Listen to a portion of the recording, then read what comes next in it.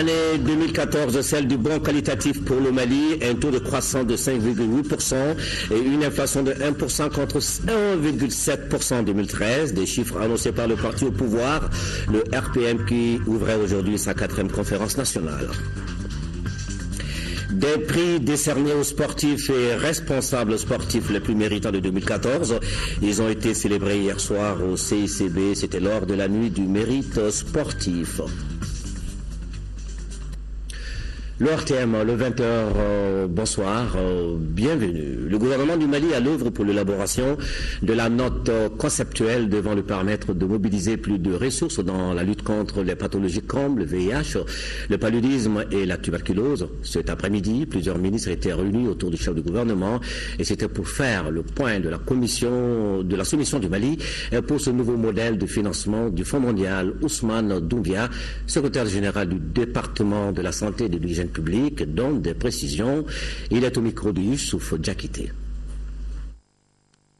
Monsieur le Premier ministre a souhaité rencontrer l'Assemblée générale du Comité national d'orientation des activités du Fonds mondial au Mali afin de s'enquérir de l'état d'avancement de l'élaboration de la nouvelle note conceptuelle qui doit permettre au Mali de mobiliser 218 millions de dollars pour lutter contre les 3 pathologies, c'est-à-dire le paludisme, le VIH-Sida et la tuberculose.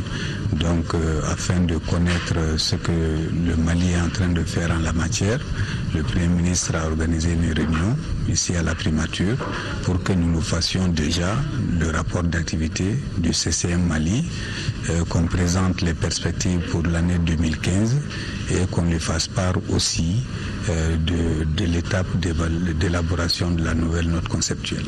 Pour 2014, le CCM Mali a fonctionné normalement. Nous pensons qu'avec l'implication personnelle de Monsieur le Premier ministre et de l'ensemble du gouvernement, nous sommes confiants et nous n'avons même pas le choix.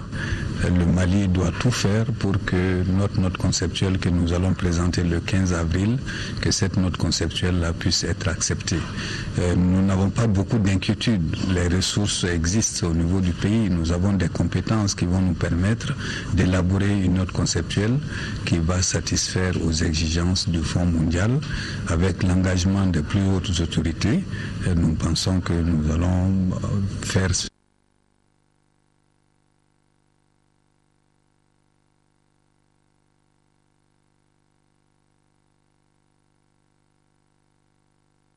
que des options pour la paix et échanger également sur les documents qui alimenteront les débats à Alger.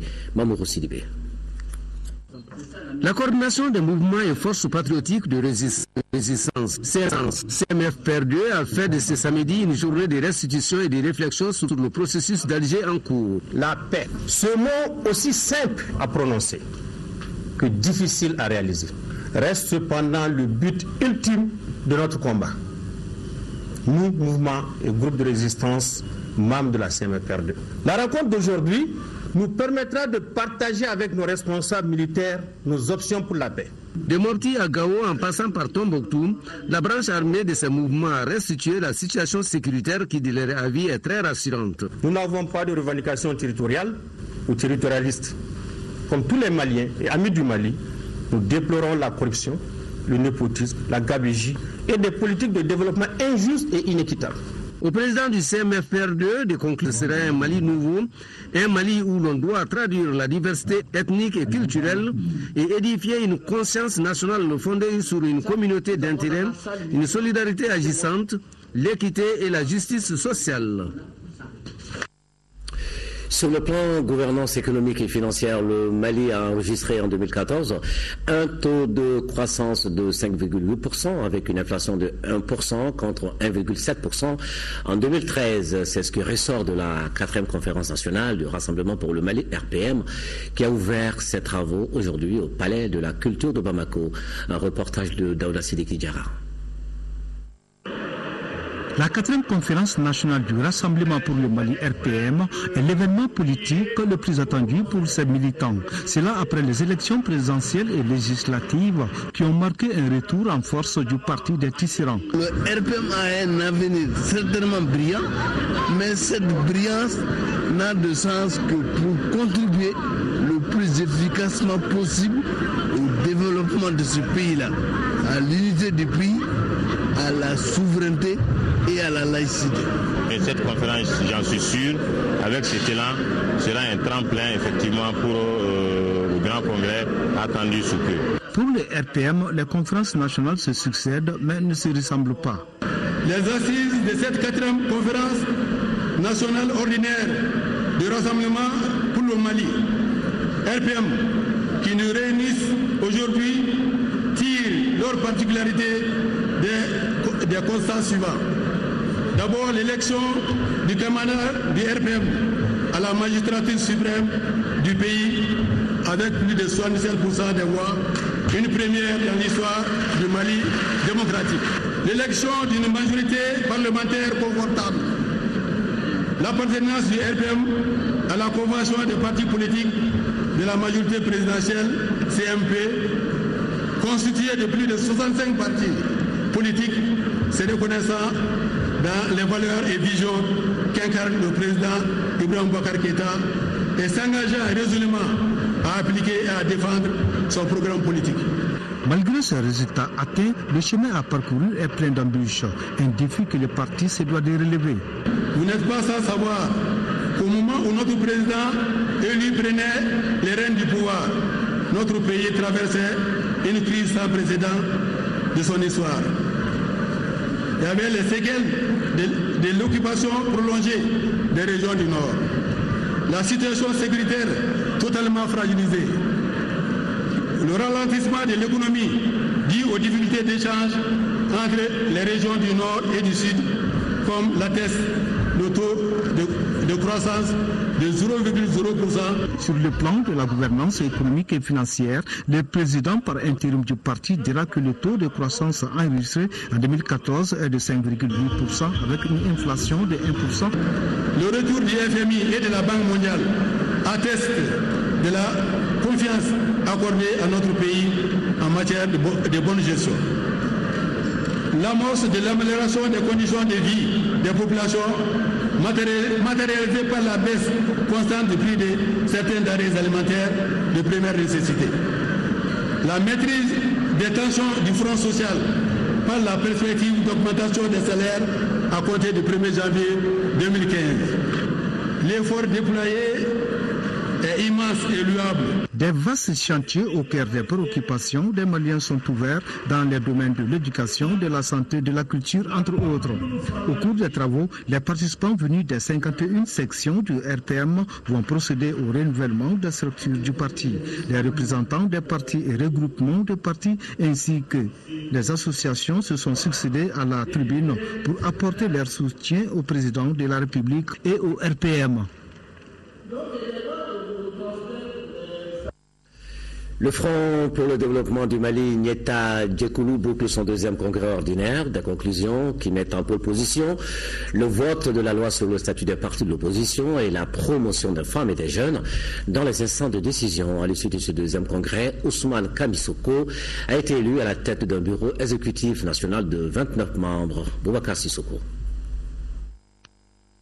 Ces assises ont été l'occasion pour le parti Front pour le développement du Mali, Mali Nieta Djekoulou FDM-MNJ, de se prononcer sur les sujets qui préoccupent la nation malienne. Par rapport au processus de paix engagé à Alger, le FDM se réjouit du nouveau atteint dans les négociations.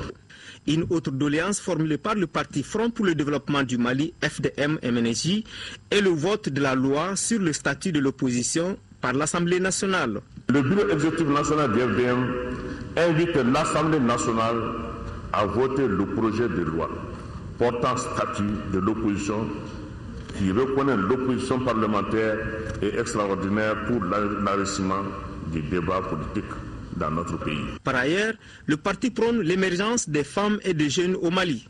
Parmi ces mesures, le FDM invite l'ensemble des députés a voté avant les élections communales le projet de loi fixant à 30% le quota réservé aux femmes pour les représentativités aux postes électifs. Cette loi, si elle venait à être votée et appliquée, elle donnera sans nul doute un nouvel élan à la construction et à la consolidation de la démocratie dans notre pays. Les élections communales prochaines constituent une chance réelle pour l'émergence des femmes politiques dans notre pays. Les partis amis se sont succédés au pupitre pour manifester leur soutien au parti. À l'issue de ce 10e congrès, Ousmane Kamisoko a été confirmé président du parti après le décès du docteur Haruna Sissoko. Le bureau exécutif national FDM-MNJ a été réduit à 29 membres pour insuffler une nouvelle dynamique au parti. L'Union pour la démocratie et le développement UDD a choisi Ségou pour la tenue de sa 10e conférence nationale ouverte ce matin. Cette rencontre dans la capitale des Balanzans se veut celle de la rélecture des textes du parti et de discussions autour des grandes questions de l'heure. Un reportage de Candice Hillard. La paix, l'unité nationale et l'ancrage du parti, c'est sous ces signes que l'Union pour la démocratie et le développement place sa 10e conférence nationale. Une conférence qui regroupe les délégués UDD des régions du Mali et du district de Bamako et ceux des partis amis. Sans faire la fine bouche, ayant souvent le courage d'affirmer haut et fort que le parti UDD se porte mieux à mieux et de jour en jour. Cette audience grandissante justifie du reste les nombreuses nouvelles adhésions quantitatives et qualitatives qu'on a enregistrées fréquemment. À l'entame des débats, le président du parti situe le contexte particulier de l'événement. Contexte marqué par plusieurs défis auxquels l'UDD entend œuvrer à relever avec le président de la République. Mais vous savez, les grands défis sont pour les grands peuples. Alors nous devons nous montrer à la hauteur des défis que l'histoire nous impose. C'est en cela que je vous dis que cette conférence nationale est importante. Parmi les questions brûlantes de l'heure auxquelles le parti de la Colombe Blanche entend clarifier avec ses militants figurent en bonne place les accords d'Alger qui restent un cadre approprié pour trouver une solution à la crise que traverse notre pays. Ces discussions vont nous permettre très certainement au mois de janvier d'aboutir à un accord. Cet accord devra nous permettre dans l'immédiat de résoudre les problèmes de sécurité et de prendre en charge les problèmes humanitaires. La session a été également une occasion pour le parti de présenter le bilan des activités. Il ressort de ce bilan que lors des élections législatives passées, l'UDD s'est engagé dans 18 localités du Mali et les 6 communes du district de Bamako. Une occasion pour le président de l'UDD d'engager ses militants à rester toujours mobilisés pour plus de victoires dans un Mali de paix uni autour de l'essentiel qui se trouve être le développement. 14e Assemblée générale de l'Ordre des experts comptables et comptables agréés du Mali, c'était ce matin, au Conseil national du patronat du Mali, avec comme sujet essentiel l'examen du rapport d'activité des 3 dernières années du bureau. Nuhu Sissoko. Cette 14e session de l'Assemblée générale de l'Ordre national des experts comptables et des comptables agréés du Mali, ONECA, a été placée sous le signe de la paix et du développement. Les travaux ont porté sur l'examen du rapport d'activité des 3 dernières années du bureau. Sur le plan de la paix, en plus de notre contribution financière à l'opération Effort de guerre en 2013, les membres de l'ONECA ont participé au mieux de leurs moyens à la recherche de la paix. Sur le plan du développement, en février 2013, une communication au Conseil économique et social sur l'apport de l'expert comptable dans la relance de l'économie. En juin 2013, une conférence débat sur le thème expert comptable et développement économique.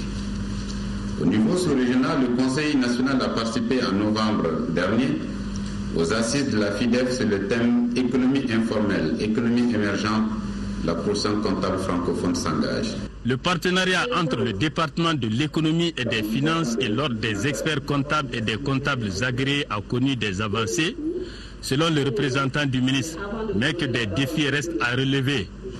Il s'agit de la mise en place du Conseil national de la comptabilité, de la finalisation du projet sur les centres de gestion agréés. Il s'agit également de l'opérationnalisation du guichet unique de dépôt des états financiers. À ceci s'ajoute l'application du règlement numéro 5 de l'UEMOA, dénommé SISQUA, normalement en application depuis le 1er janvier 2014, mais dont les actions de promotion et de formation n'ont pas encore commencé au Mali. Le maître mot que vous devez avoir au niveau du bureau, c'est de rassembler. C'est seulement unis que nous arriverons à faire face à tous les défis, tous les enjeux importants auxquels fera face ou auxquels fait face la profession. Et moi j'espère, en tout cas je souhaite en tant qu'expert comptable que ce mandat-là puisse être celui de la résolution d'un certain nombre de problèmes qui existent depuis au moins 15 ans, 20 ans. Le problème de l'uniformisation, de l'unification de la profession. Une distinction honorifique a été décernée à Tchekoro Diakité, premier président de l'Ordre national des experts comptables et comptables agréés du Mali. Et voilà, c'est la fin de l'année. Les uns et les autres passent en revue ce qui a été fait pendant les 12 mois écoulés. Le projet AC 2000 est dans le même exercice avec la tenue ce matin de la 11e session de son conseil d'administration. Moussa Fané est allé voir. Environ 180 millions de francs CFA, c'est le budget prévisionnel en recettes et en dépenses du projet ACI 2000. Les responsables du projet entendent rendre le quartier ACI chic pour le bonheur des populations. Le projet concerne plusieurs secteurs de développement. Le projet ACI 2000 prévoit beaucoup de choses dans l'aménagement de la commune, parce que c'est pour que la commune soit développée qu'on a et la commune 4 et les résidents de l'ACI et les populations de la commune 4 ont décidé de créer ce projet ACI. Et bien sûr pour le développement de la commune en matière d'assainissement, en matière d'emploi jeune, en matière de sécurité et en matière d'investissement. Le directeur du projet ACI 2000 a invité tous les acteurs à plus de solidarité pour la mise en œuvre du projet qui a besoin de l'accompagnement de toute la population de la commune 4. Notre vision, c'est de faire de la zone ACI 2000 un quartier enviable, un quartier où il fait bon de vivre. J'invite toujours la population à nous rejoindre ensemble pour qu'on puisse assainir la zone ACI 2000. Les responsables du projet ACI 2000 entendent mieux orienter les actions à venir afin de satisfaire les besoins des populations de la commune 4. Ils attendent de transformer aussi la zone ACI 2000 en espace convivial pour la vie professionnelle et civile. Les chargeurs maliens ont entamé aujourd'hui les travaux de leur assemblée consulaire qui se poursuivront encore demain dimanche. Les membres venus de l'intérieur et de l'extérieur vont tirer les bilans des différentes activités en même temps, élaborer les budgets et perspectives du Conseil des chargeurs du Mali. C'est un reportage de Garibou Pérou. La flambée des produits de première nécessité, le coût élevé des transports, la baisse du prix du coton et la crise sécuritaire sont les problèmes auxquels le Conseil malien des chargeurs est confronté. En dépit de ces difficultés, les chargeurs n'ont pas manqué d'approvisionner les marchés maliens. Il convient de rappeler que le Conseil a procédé à l'harmonisation de certaines dispositions contre les entraves à la libre circulation des personnes et des biens dans l'espace CEDEAO, notamment les tracasseries routières qui, selon le président, font perdre une vingtaine de milliards de francs CFA. Nous allons mettre en place EBEMI. EBEMI en Bambara, ça veut dire IBEMI. C'est un système seulement qui nous permettrait de localiser nos camions à tout moment, où qu'ils soient, pour que nous puissions anticiper, non seulement pour les pays sur la recette douanière, mais aussi sécuriser nous-mêmes notre approvisionnement, pour qu'on puisse travailler décemment, que nous puissions avoir des locaux adéquats. Le futur siège du Conseil malien des chargeurs, il est là, et en face de la Cour constitutionnelle et du bureau du vérificateur général.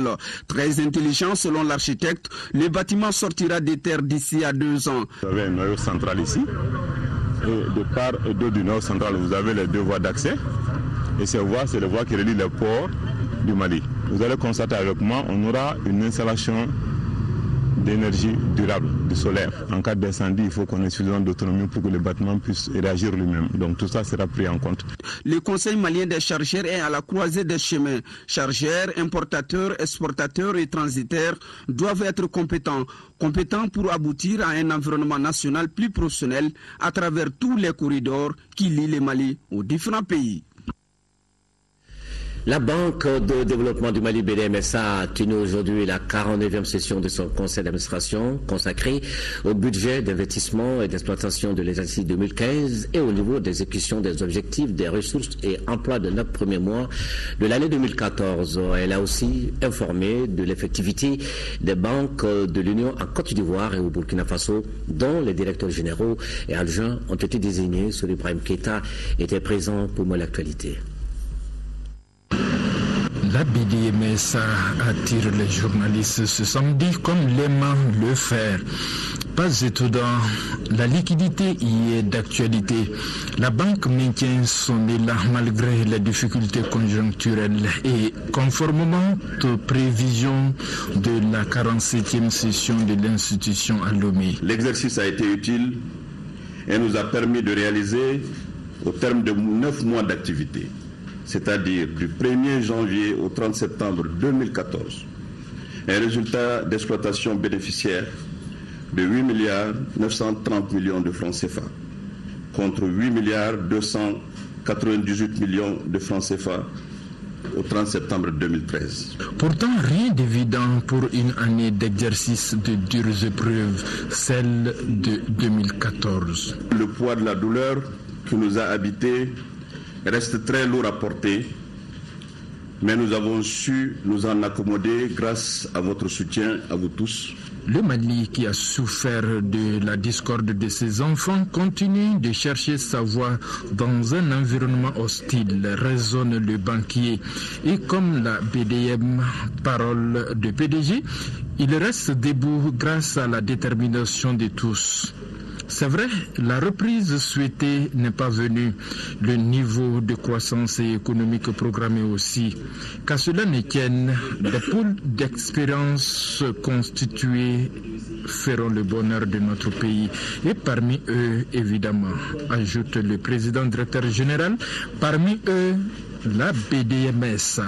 Nous sommes fiers de faire partie de cette école. Le conseil de la BDM vient de se tenir.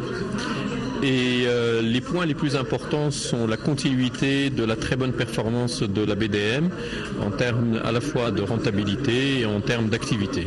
Retenons, comme vous le savez, ce qui est devenu une tradition à la BDM, c'est d'année en année faire de meilleurs résultats. La BDM qui devient maintenant un groupe se consolide en termes de fonds propres, fait face à ce qui s'appelle aujourd'hui une part de marché régional. Donc la banque ne souffre pas de déstabilisation, quoi qu'on dise. Les acteurs de la préservation des acquis, à en croire Abdoulaye Daffé, c'est le personnel. Ce sont aussi les administrateurs, les clients et l'État qui détient 19% du capital BDMSA, où l'enjeu du futur n'est pas que technologique, mais surtout de qualité des ressources humaines. Veiller en cela est une responsabilité collective que nous devons ensemble assumer pleinement. La capacité d'innovation et d'anticipation sur l'évolution du marché deviendra alors une réalité. PDG et administrateurs n'en demandent pas plus à un établissement bancaire. Et voilà, merci Sori Ibrahim Keita. Nous restons avec les banquiers, cette fois-ci avec la Banque malienne de solidarité BMSSA qui a désormais une représentation locale à Kati. L'infrastructure inaugurée ce matin même porte à 29 le nombre d'agents de l'institution bancaire dans le pays. Ici, l'on parle d'une opération qui s'inscrit dans la politique d'extension de son réseau et de proximité. Nana Alou Traoré est allé voir. La Banque malienne de solidarité BMSSA se classe 6e banque du Mali après seulement 13 ans d'existence. Créée en 2002, la BMS est née d'une volonté politique des plus hautes autorités du Mali de rendre accessibles les produits et services bancaires aux couches et aux zones les plus défavorisées. L'inauguration de l'agence de Kati vient en droite ligne de cette idée, celle de rapprocher davantage les clients de la structure bancaire. Ceci témoigne de la volonté de la banque de contribuer à la bancarisation de la population malienne en général et en particulier la population de la commune urbaine de Kati et environ. La politique de rapprochement de la banque est fortement appréciée par les populations. Je suis très contente pour la BMS ici. Chaque fois que je me déplaçais pour aller faire mes versements au niveau de Bamako, le temps compte, l'effort physique est là. Donc tout ça maintenant pour moi c'est un gain. On était vraiment dans les besoins. Soyez les bienvenus. Les autorités locales ont félicité la direction générale du groupe bancaire. D'après le préfet et le maire, cette agence va largement contribuer au développement socio-économique de la ville de Kati. La BMS a fait une très bonne affaire. Ici, vous voyez tout de suite le groupe des commerçants qui sont assis. Messieurs les commerçants, la BMS, c'est pour vous. Cette agence, à l'instar des autres, sera au service du développement économique, social et culturel de notre cercle. La coupure officielle du ruban a été effectuée par le préfet de Kati. Une visite guidée des locaux a mis fin à la cérémonie. Le secrétaire général sortant de l'Union internationale des télécommunications, notre compatriote Amadou Touré, est rentré hier soir à Bamako. Il achève ainsi 2 mandats de 8 ans à la tête de l'UET. Amadou Touré a été accueilli à son arrivée par le ministre en charge de l'économie numérique en présence de l'ensemble des responsables de services rattachés à son département. Amadou Touré, à sa descente d'avion, est au micro de Ibrahim Traoré. Le fait de retourner au pays avec cet accueil chaleureux me va droit au cœur. Je suis très reconnaissant d'abord envers les autorités maliennes, le président de la République, le Premier ministre et tout le gouvernement, mais aussi à tout le peuple malien qui, au cours des années, m'a soutenu. Je sais que chaque fois que je rencontre un Malien, je sais qu'il suit de façon très attentive toutes les activités que je mène au sein de l'Union.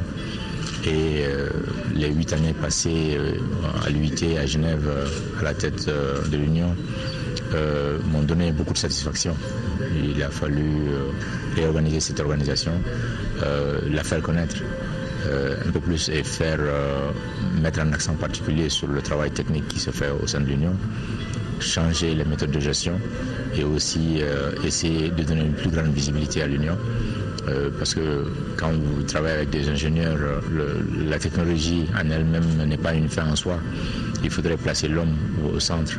Et après avoir fait une campagne au cours de laquelle j'avais vraiment mis un accent particulier sur l'objectif principal, qui n'est pas la technique comme une fin en soi-même, eh bien, je suis très heureux qu'à la fin des 8 années, je vois toutes les actions que j'ai voulu mener ont été vraiment menées à bien.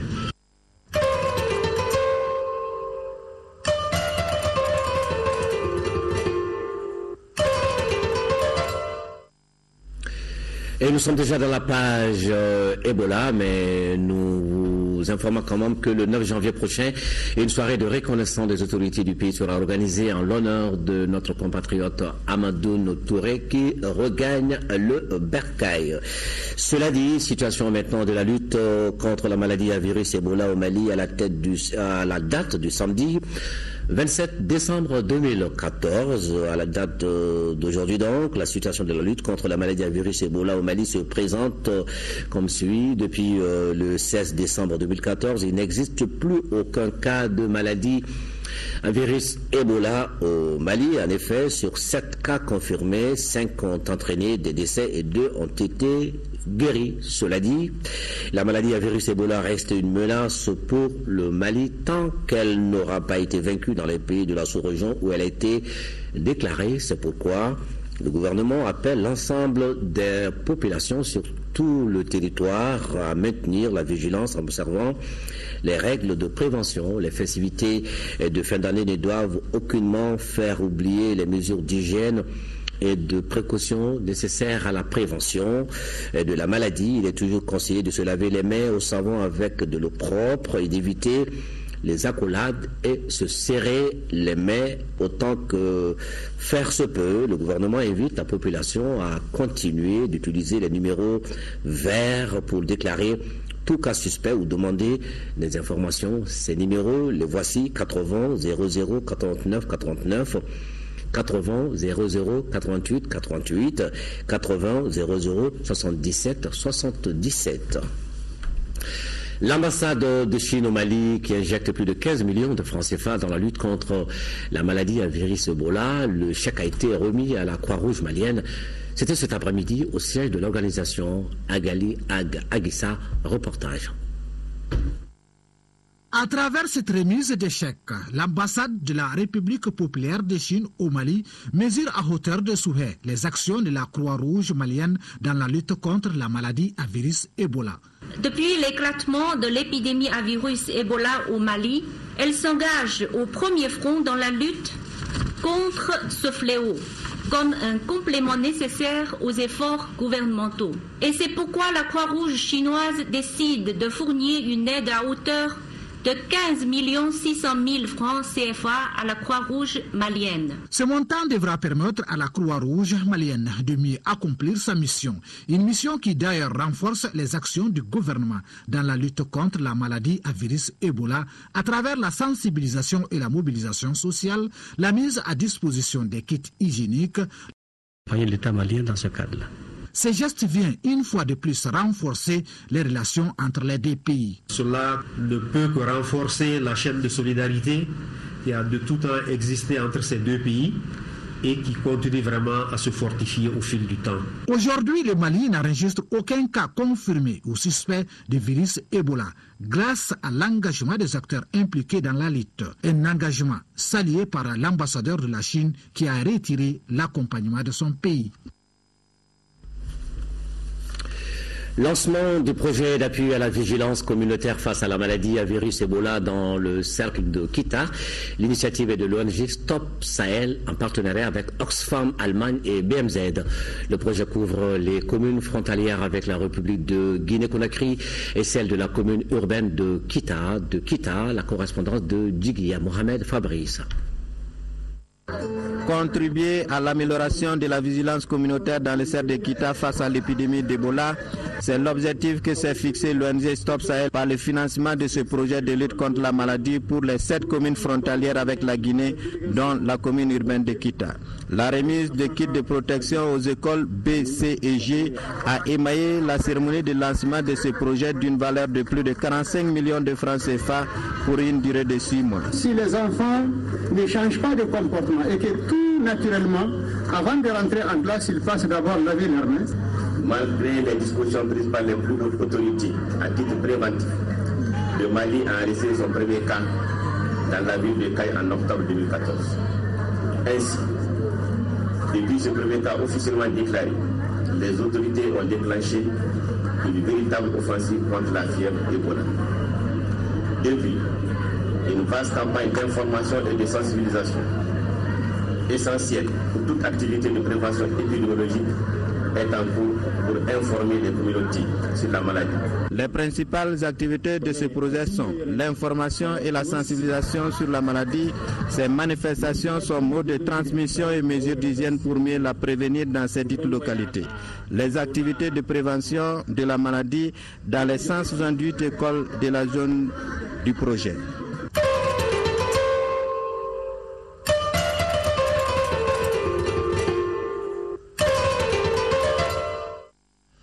Le ministère de la Femme, de l'Enfant et de la Famille qui vient d'organiser à Tombouctou une journée de sensibilisation et d'information sur le projet Excellence au féminin. Le département veut ainsi contribuer au maintien et à l'émergence des filles dans le système éducatif. La durée du projet est de 4 ans. Il couvre les académies de Nyono, de Tombouctou et de Mopti, les facultés des grandes écoles de Bamako et l'université de Ségou. Correspondance Al-Mouzer Al-Kamissa Yatara. Ce projet dénommé Excellence au féminin a pour objectif de contribuer au maintien et à l'émergence des filles dans le système éducatif.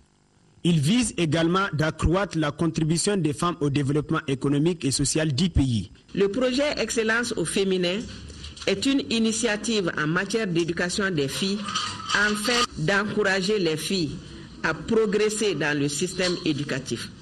Il sera assorti de prix d'encouragement aux méritants, de soutien aux parents démunis ayant leurs filles dans le système, de cours de rattrapage pour des élèves filles en difficulté par rapport à leur programme scolaire. La politique nationale genre adoptée par notre pays en 2010 est la réaffirmation de l'engagement d'une plus haute autorité à positiver l'efficacité des conventions pour la promotion et la protection des droits de la femme. Les bénéficiaires sont les filles excellentes scolarisées de tous les ordres d'enseignement. Les enseignants, les associations des parents d'élèves, les familles des filles scolarisées et les comités de gestion scolaire. La durée du projet est de 4 ans. Tracasseries routières, les effets sont moindres sur le corridor sud Bamako-Dakar en passant par Kenyeba. C'est ce qu'a constaté du moins la caravane d'évaluation, de sensibilisation et de lutte contre la pratique qui a roulé cette semaine sur ce tronçon. Constat de notre envoyé spécial, Daouda Sidiki Diarra. Bien que la route Bamako-Dakar par le sud soit ouverte au transport routier depuis 2 ans, le grand trafic reste faible sur ce corridor. C'est ce corridor qui a reçu cette fois-ci la visite de la caravane d'évaluation et de lutte contre les tracasseries routières. Après avoir visité le poste de contrôle de Kati qui n'a pas totalement rompu avec les perceptions illicites, la caravane s'est rendue à Kita pour constat. À l'entrée de Kita, nous avons malheureusement déploré quelques cas de tracasserie et de perception illicite. Contrairement au corridor nord, les agents des postes de sécurité du corridor sud font de leur mieux pour assurer la police administrative, excepté ceux du poste de sécurité de Kita vers la sortie ouest de la ville. Ici, gendarmes, policiers, agents des eaux et forêts et même de la mairie font des contrôles de routine. La mairie n'a même pas sa raison d'être. Ils sont là pour la perception de la taxe municipale qui doit se faire au niveau du poste de contrôle. Il y avait un agent des eaux et forêts. Là aussi, il doit être au niveau du poste de contrôle. Les chauffeurs routiers se réjouissent de cette démarche du gouvernement qui consiste à lutter contre les tracasseries. Nous remercions encore l'État pour son investissement dans ces quelques temps-là. Concernant les tracasseries routières, le pays souffre beaucoup. Et si vous voyez que les choses sont très très dures, parce que les marchandises sont chères, cela est dû quand même aux tracasseries. On a reçu des échos que souvent, vraiment, les gens entraînent au niveau des postes.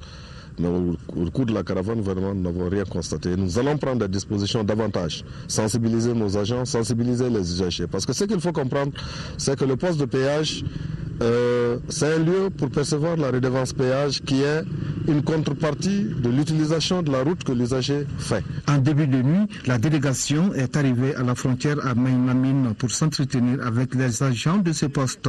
À Moussabougou, à l'autre côté de la frontière, la délégation a rendu une visite de courtoisie aux policiers sénégalais avant de visiter le site du poste juste apposé dont les travaux ont démarré. La commune 1 de Bamako bénéficie désormais de 3 nouvelles infrastructures d'utilité publique, un centre multifonctionnel de la commune, un centre de santé communautaire et un centre d'état civil. Le coût de réalisation 200 millions de francs CFA. Fademba Keita, reportage. La coupure de ce ruban symbolique ouvre la voie aux activités socioculturelles et éducatives dans le centre multifonctionnel 6 à Djelibougou-Doumanzana en commune 1 du lycée de Bamako. Il a été réalisé en 2010 par la présidence de la République et clôturé par le conseil communal. Une des missions de la gouvernance locale, c'est de rapprocher les services à la population. Et un centre secondaire d'état civil, un CESCOM, c'est les premières préoccupations de la collectivité. Il est le fruit d'une démarche entreprise le 8 novembre 2009 par les députés sortants de la commune auprès du chef de l'État d'alors. Le centre, c'est vraiment le résultat d'abord de la volonté de toute une commune, de sa jeunesse, de ses chefs de quartier, mais surtout de sa mairie et de nous-mêmes. On avait compris depuis la campagne 2007 que c'était un besoin pressant d'avoir un centre, en tout cas une salle de conférence qui peut réunir 200 à 300 personnes en dehors de la salle de banquet de la mairie. Autre infrastructure mise à la disposition de la population, le centre de santé communautaire de Sotiba et d'état civil de Korofina Sud. L'unité de soins de Sotiba plus les logements du médecin et de la matrone ont été financés par la mairie. La maternité est l'œuvre de la Fondation Mérieux, précise le 4e adjoint du maire. La commune 1 compte 9 quartiers. Chacun d'eux dispose d'un centre d'état civil et 8 d'entre eux ont leur centre de santé communautaire. 3 semaines après son élection, la Miss ORTM 2014, Maria Traoré, entame déjà ses œuvres caritatives, sa première destination. Le centre d'Alibougou, de Maniabougou, c'est un orphelinat qui accueille près d'une centaine d'enfants en situation difficile. dans sa besace des cadeaux, des jouets pour mettre les pensionnaires dans la mouvance des fêtes de fin d'année et du Nouvel An. Pour mademoiselle Maria Traoré, il s'agit là d'une action qui traduit les engagements pris lors de sa désignation comme Miss Orthiem 2014. D'autres actions dans le genre suivront, nous a promis la Miss Orthiem 2014, mademoiselle Maria Traoré. Maintenant, le sport, pas sur le terrain, mais en salle, avec la nuit du mérite sportif, récompensant les sportifs et dirigeants de l'année qui a eu donc lieu hier soir au CICB, placé sous le parrainage de Issaka Sidibé, président de l'Assemblée nationale. La 5e nuit du mérite sportif a décerné en tout 10 distinctions aux personnes qui se sont remarquées au cours de l'année dans leurs disciplines respectives. Abdul Karim Kaba était présent pour l'actualité. Djeneba Ndiaye de l'équipe nationale junior de basket, Aminata Doumbia de taekwondo et Oumar Sidibé du handisport sont les lauréats de la 5e édition de la nuit du mérite sportif. La rencontre annuelle du Comité national olympique et sportif du Mali est organisée pour récompenser les sportifs qui se sont fait remarquer au cours de l'année par leurs performances individuelles ou collectives. La mission du CNOSM, c'est une vision d'avenir du sport malien, fondée sur la bonne gouvernance et la défense de la grandeur du Mali. Il est bien connu que la grandeur reste un mérite. Il nous revient alors de reprendre la tâche de reconstruction de notre pays. La nouvelle ère de responsabilité n'est rien d'autre qu'une ère de devoir patriotique. Et qu'il soit compté aux générations à venir que face à l'agression terroriste et à l'ennemi sournois qui constitue le virus Ebola, le sport de notre pays a pris conscience de la nécessité de renforcer les sentiments d'unité en faisant de tous les rendez-vous sportifs les jours de l'étendard du Mali. Outre les meilleurs sportifs de l'année, plusieurs autres distinctions ont été décernées aux anciens et aux dirigeants qui se sont illustrés au mieux dans leur domaine. Dans la catégorie devoir de mémoire, 5 personnes ont été honorées. Il s'agit de Feu Colonel Koké Damele, dirigeant sportif, Feu Suleiman Diakité, ancien joueur de l'USFAS, Mamadou Kaloga, reporter sportif, Amara Sangare, ancien athlète, et Oumar Tonko Sissé, encadreur. Le trophée de meilleur dirigeant de l'année est revenu à Wahabou Zoromé, président de la Fédération malane d'escrime. Le comité de normalisation de la Fédération malane d'hippisme a reçu le trophée du fair play, conformément au thème de la présente édition de la nuit du mérite sportif. Le sport est un langage universel, un mode de vie qui permet de créer des ponts entre les différences sociales, religieuses et de genre. Et il porte naturellement en lui les valeurs de respect, de tolérance et d'effort. De ce fait, on ne peut parler de nuit de mérite sportif sans évoquer la formation des cadres, la formation des formateurs et la mise à disposition de structures spécialisées dans la matière. La remise des cadeaux à l'invité d'honneur Moustapha Beraf, président du comité olympique algérien, et des prestations d'artistes sur le fair play ont meublé la soirée.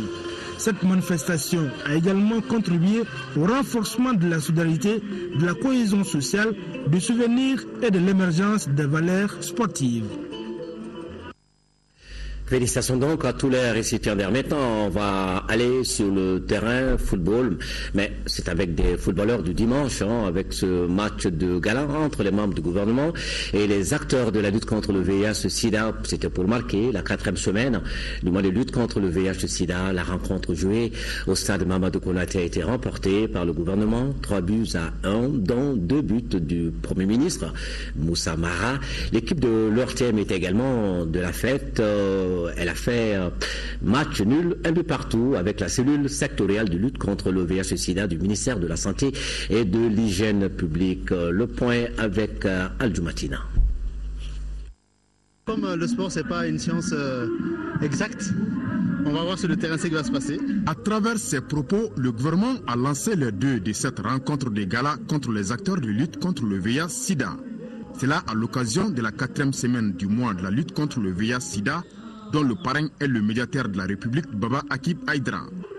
Habillé à maillot rouge, l'équipe du gouvernement composée entre autres des ministres, Mahamadou Kamara, Dr Boubou Sissé, Moustapha Ben Barka, Maître Mamadou Gaussou Diara, Ousmane Kone, Mohamed Hachim Koumaré, Maître Moutaga Tall, ainsi que le Premier ministre Moussa Mara, n'a laissé aucune chance aux acteurs de la lutte contre le VIH-Sida.